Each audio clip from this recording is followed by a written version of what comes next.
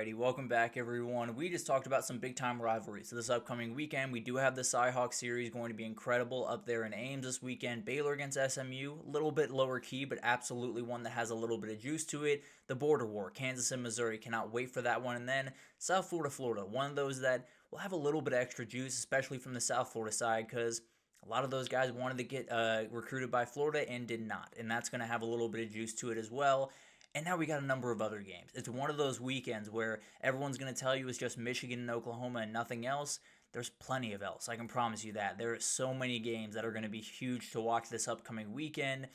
And we'll start on tonight. James Madison at Louisville, a huge game for the Dukes, and one that, if they win it, they're far and away the team to beat in the G5, unless South Florida beats Florida on Saturday. But this is a game that JMU has the ability to win. Now, Louisville's favored by 14.5, so just to say that out off the top, but I love a couple of the receivers that JMU has, namely Isaiah Alston. He is a guy that went to Iowa State last year, coming from Army, didn't quite catch on the way that he wanted to. He's a very talented player, absolutely a guy that can have a big time effect and can compete with some of these Power 5 guys, at least from a physical standpoint, where maybe some other JMU guys can't quite as much. Colin Lacey on the other side for Louisville has to be a huge player in this season, has to be a huge player in this game, and JMU has all the dudes. They have the ability to get the run game going with George Pettaway and Wayne Knight. They have Alonzo Barnett / Matthew Sluka. I don't know how that plays out in this game. I think Alonzo Barnett's the better player, and I think he has more understanding of the offense. So I would bet on him. And then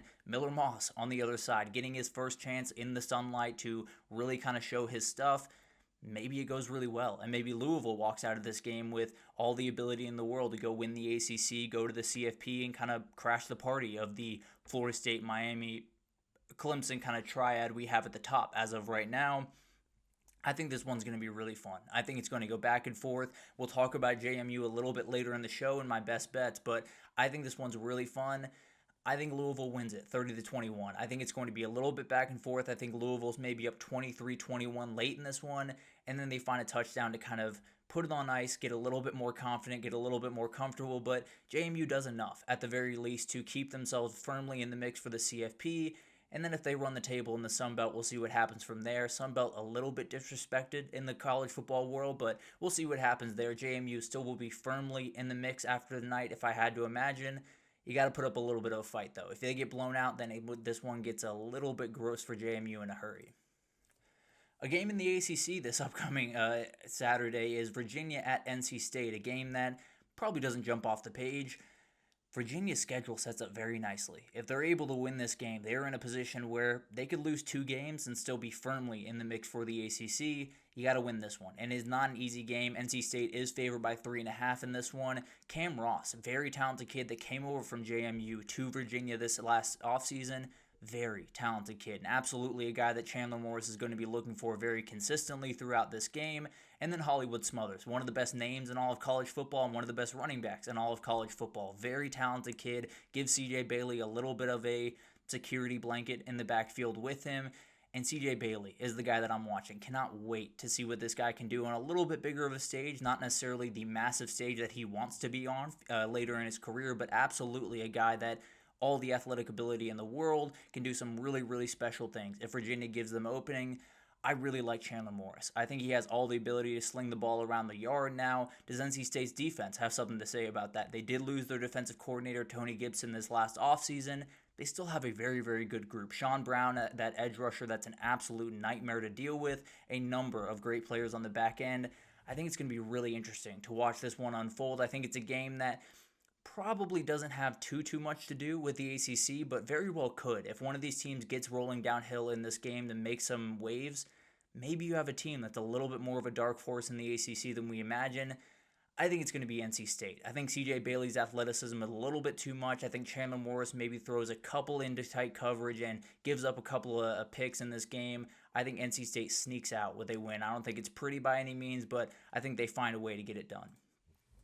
Over to the SEC, a game that Ole Miss probably cannot wait for. Ole Miss at Kentucky, up there at Kroger Field, and it's not a kind place to the visitors. Kentucky, whenever they invite someone into Kroger Field, it gets a little bit gross, especially the Georgia Bulldogs, it seems. But at the end of the day, it's going to be a really fun one. It's one that I think Lane Kiffin's been thinking about for 365 days. Obviously, Kentucky was the team that went into Oxford and was able to beat Ole Miss and eventually kind of knock Ole Miss out of the CFP. Now, Florida objectively did that, but at the end of the day, if you're breaking down those two games, Kentucky's probably the one that Ole Miss fans say was a little bit more frustrating for them. But Harrison Wallace over on the Ole Miss side is a guy to watch in this game. Did an incredible job in their very first game. Came over from Penn State this past offseason. Very talented kid. Goes along with Caden Lee and a lot of other wide receivers in that group.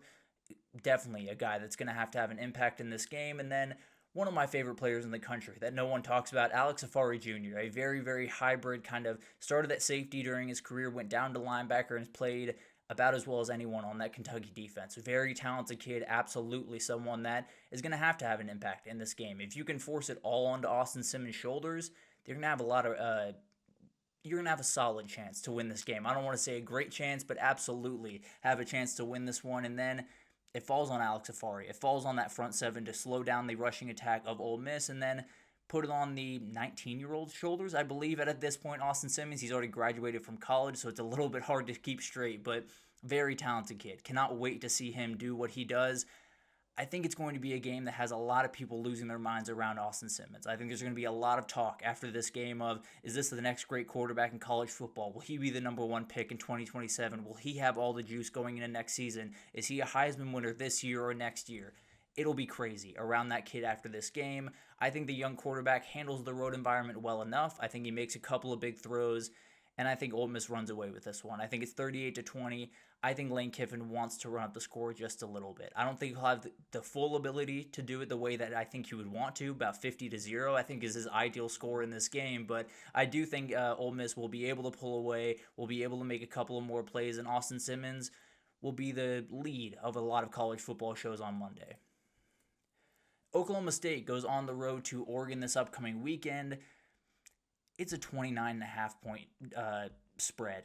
Could not have possibly imagined Oklahoma State being a 29.5 point underdog to just about anyone in the country. But here we are. They are a 29.5 point underdog on the road, and Oregon, all the ability in the world to make this one look a little bit ugly. I'll be totally honest with you. Dante Moore, obviously, you're going to see a lot of things that you haven't seen yet. You're going to see a lot of power for talent, a lot of power for ability in. Mike Gundy on the other side always gives people a little bit of pause. I think that's why people are looking at this game a little bit more aggressively.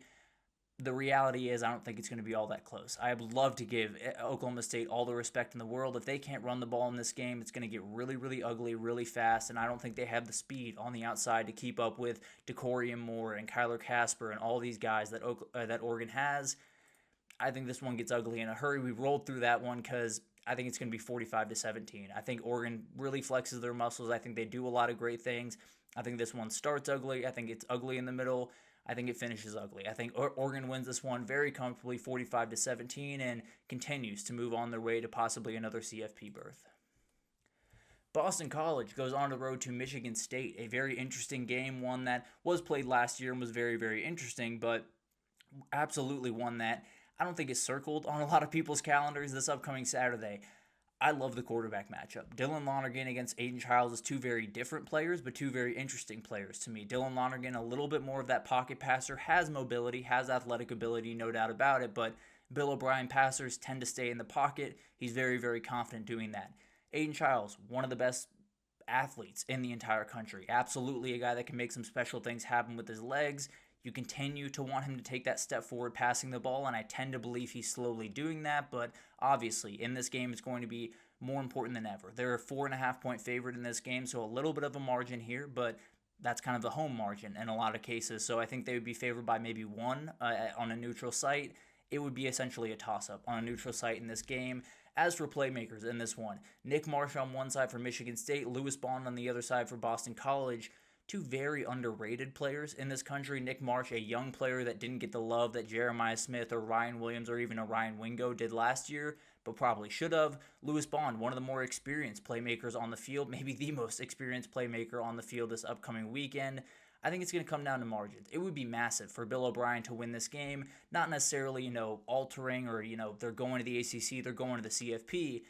it would put them in a position to really start to build off this, and it would give them a lot of confidence. And a guy like Dylan Lonergan to, maybe not this season, get them to the ACC title, but put them in a position to maybe go out and get some great guys in the portal, maybe go out and get some guys that want to play with Dylan Lonergan, and then you're really off to the races, and Bill O'Brien's maybe in the mix next year.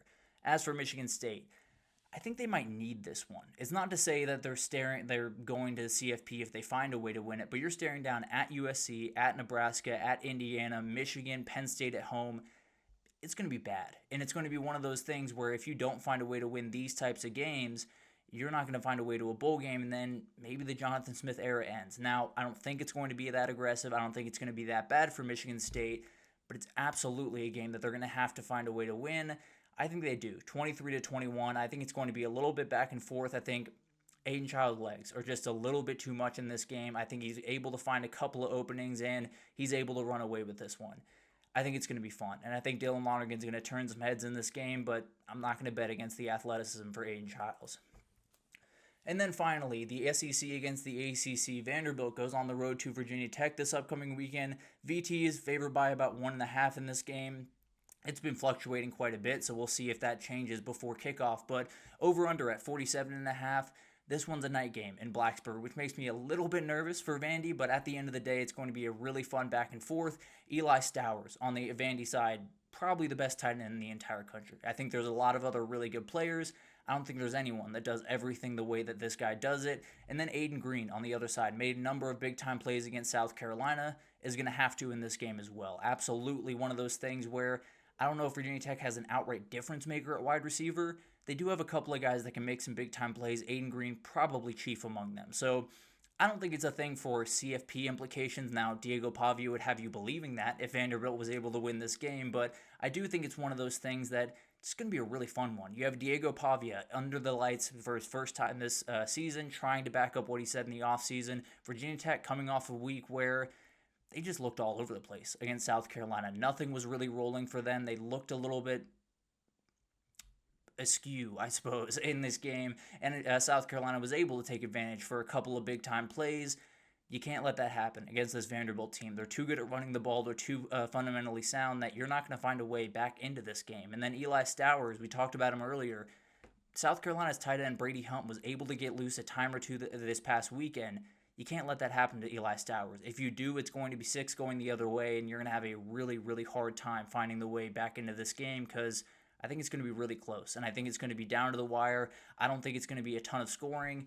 I do think Virginia Tech will look better. I think they will look a little bit stronger. They will look a little bit more confident. I think the home atmosphere will help them.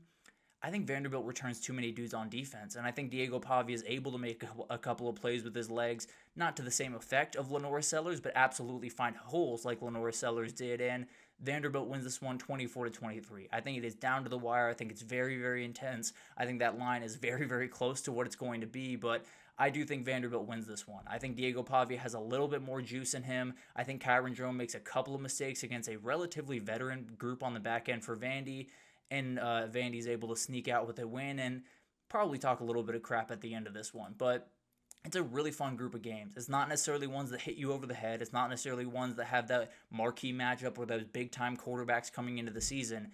It's a lot of really fun ones, and it's a lot of ones that absolutely will have a big-time impact on what the season is at the end of the year, especially in a couple of those conferences like the ACC or like the Big 12 this upcoming weekend.